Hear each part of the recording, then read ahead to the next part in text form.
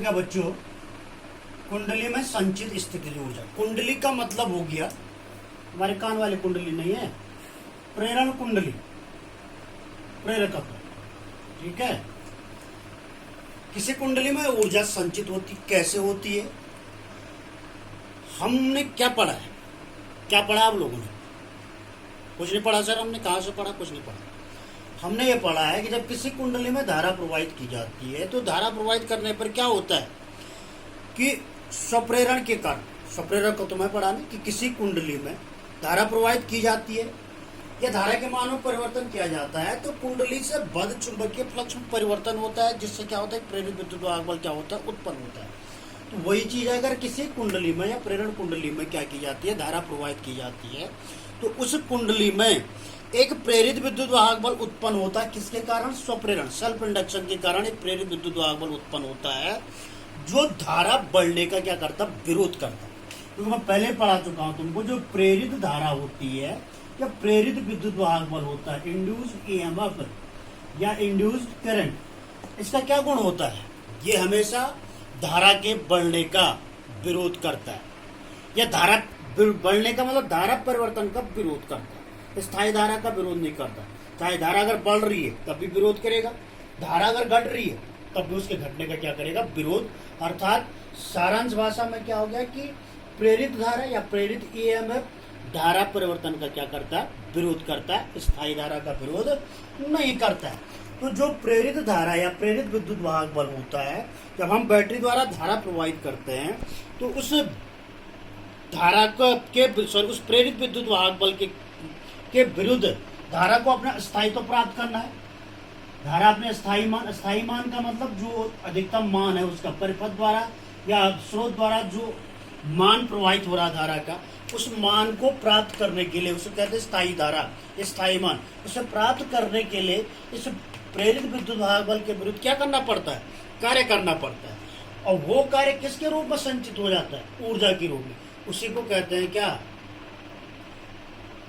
स्थितिज ऊर्जा, potential energy.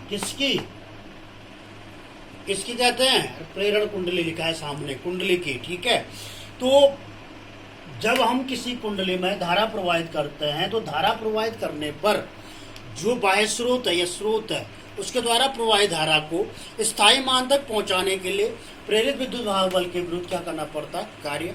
वो कार्य ऊर्जा के रूप में संचित हो जाता है और वो इसी को क्या कहते हैं, स्थितिज ऊर्जा। तो चूंकि हम जानते हैं प्रेरक स्वप्रेरण में क्या पढ़ा, E = -L/dI/dt।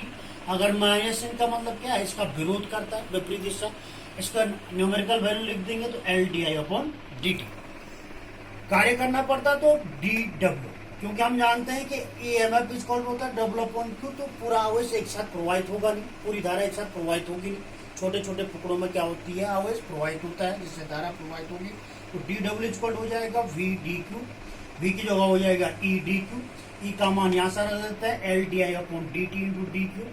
धारा I इक्वल होता है dQ/dt। आवेश प्रवाह की दर को क्या कहते हैं, विद्युत धारा। तो dQ इक्वल हो जाएगा I/dt। यह इस फॉर्मूले में dQ का मान रख दो, dW इक्वल हो जाए L/dI/dt × I/dt। dt क्या हो जाएगा, कैंसिल। dW इक्वल हो जाएगा आपका L/dI। अब ये तो एक छोटे आवेश को, एक dQ आवेश, एक आवेश के एक छोटे भाग को प्रवाहित करने के लिए कृत कार्य। अगर हमने क्या करना, पूरा आवेश प्रवाहित करना, तो क्या करना पड़ेगा, इसका इंटीग्रेशन, समाकलन करना पड़ेगा। तो W इक्वल हो जाएगा L/I/dI। I का इंटीग्रेशन इस फॉर्मूले के द्वारा, इंटीग्रेशन x⁴n dx इक्वल हो जाएगा x⁴n + 1/n+1। तो यहाँ पर I की पावर कितनी है, 1, n की जगह कितना है, 1। 1 + 1 = 2 अपॉन 1 + 1 = 2, तो I²/2। तो W इक्वल 1/2 Li², या W का मतलब किया गया कार्य ऊर्जा के रूप में संचित, U इक्वल 1/2 Li²। तो किसी प्रेरण कुंडली में कितनी धारा संचित होती है?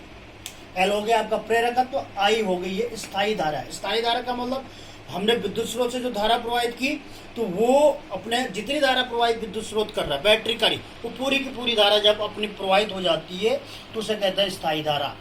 ठीक है, मतलब धारा में कोई परिवर्तन नहीं होता है। समझ गए? ये होगी स्थितिज ऊर्जा। जिस प्रकार हमने प्रतिरोधों का कॉम्बिनेशन पढ़ा है ना, श्रेणी क्रम समांतर क्रम।